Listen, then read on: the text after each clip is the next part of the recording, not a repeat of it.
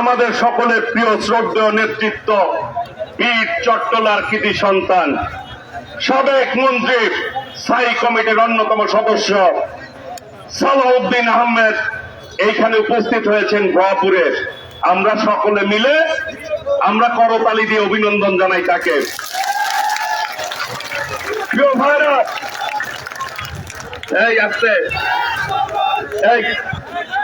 এই রাখো ছাত্রগণ। প্রিয় ভাইরা, এই ভুয়াপুরের মাটি শহীদ রাষ্ট্রপতি জিয়াউর রহমানের ঘাঁটি নাকি?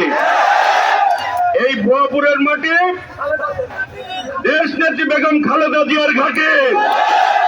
এই ভুয়াপুরের মাটি দেশ নায়ক তারেক রহমানের ঘাঁটি। এই ভুয়াপুরের মাটি আব্দুল সালাম পিন্টুর ঘাঁটি। প্রিয় ভাইরা, বিগত 17 বছর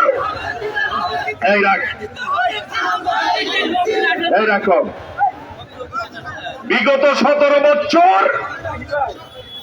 বিএনপি নেতা কর্মীরা অনেক নির্যাতন নিপীড়ন সহ্য করেছে, অনেক গুম হয়েছে, খুন হয়েছে, কিন্তু বিএনপির একটি নেতা কর্মী দেশ নেত্রী বেগম খালেদা জিয়া, দেশ নায়ক তারেক রহমানকে ছেড়ে কেউ অন্য কোন দলে যায় না।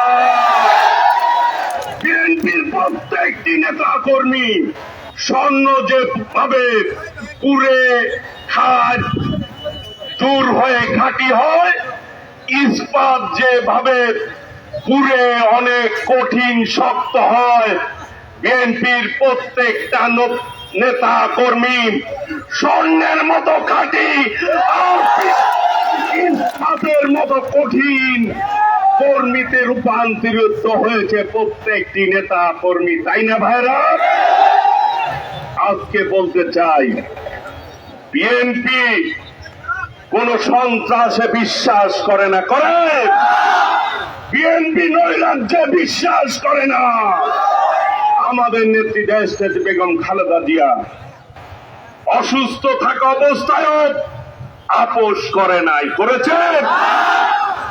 দেশ